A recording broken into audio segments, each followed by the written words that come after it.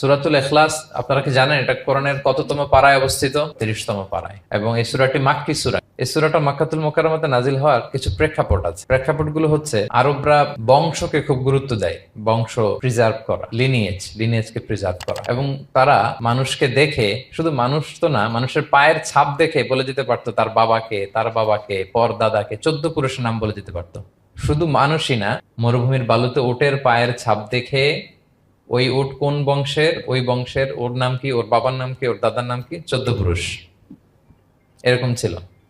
এবং তারা দুজন মানুষকে যদি ঢেকে রাখা হয়, পায়ের একেবারে শেষের দিকের ছোট আঙ্গুল দেখে, এটাকে ইলমুল কিয়াফা বলে, ওই ছোট আঙ্গুলের শেপ দেখে ওরা বলে দিতে পারতো সে কোন বংশের, তার বাবার নাম কি, দাদার নাম কি, 14 পুরুষ। তারা এই লিনিয়েজকে প্রিজার্ভ করতো আর কি এইভাবে। এবং এই বংশ পরিক্রমা মুখস্থ করা, জানা, জিজ্ঞেস করা, এটাকে গুরুত্ব দিত। তো তারা আল্লাহকেও আমাদের মতো এরকম একজন সত্তা ভেবে আল্লাহ হাবিব সাল্লাল্লাহু আলাইহি ওয়াসাল্লামকে জিজ্ঞেস করতেছে যে ইদান খালাকাল্লাহু কুল্লা শাই ফামান খালাকাল্লাহ। মুহাম্মদ, তুমি তো বলো যে আল্লাহ নাকি সব সৃষ্টি করেছে, তো আল্লাহকে কে সৃষ্টি করেছে? অথবা বলো যে আল্লাহর বাবাকে, আল্লাহর দাদাকে, আল্লাহর পরদাদাকে, আল্লাহর বংশটা বলো। তো তখন তাদের এই প্রশ্নের জবাবে আল্লাহ তাআলা সূরাতুল ইখলাস নাজিল করেন যে কুল হু আল্লাহু আহাদ।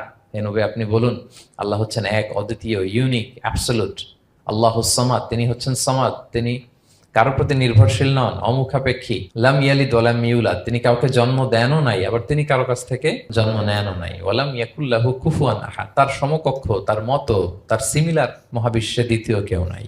সুবহানাল্লাহ। এটা হচ্ছে শানে নুজুল, কোন প্রেক্ষাপটে নাজিল হয়েছে, এটা হচ্ছে একটা বর্ণনা। আরেক বর্ণনা এসছে, মক্কার মুশরিকরা জিজ্ঞেস করতে আরম্ভ করলো, ইয়া মুহাম্মদ, আমরা জানি মানুষ মাটির তৈরি, ফেরেশতারা নূরের তৈরি, মানে আলোর তৈরি, এরপর জিনেরা আগুনের তৈরি, আল্লাহ কিসের তৈরি? আল্লাহ তাআলার বাইয়িন লানা জিনসা রাব্বিক, তোমার আল্লাহর জিন্স বর্ণনা করো, কোত্থেকে আসছে, কি দিয়ে, কোন জিন্স থেকে, মানে কোন জিনিস থেকে তৈরি?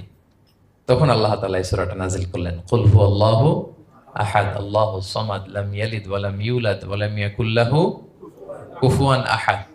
এইভাবে অনেকগুলো বর্ণনা পাওয়া যায় যে এরকম এরকম প্রেক্ষাপটে যখন রাসূল সাল্লাল্লাহু আলাইহি ওয়াসাল্লামকে তারা এই সমস্ত প্রশ্ন জিজ্ঞেস করে, তখন তাদের প্রশ্নের জবাব স্বরূপ আল্লাহ তাআলা 4 আয়াত বিশিষ্ট এই সূরাটি নাজিল করেন।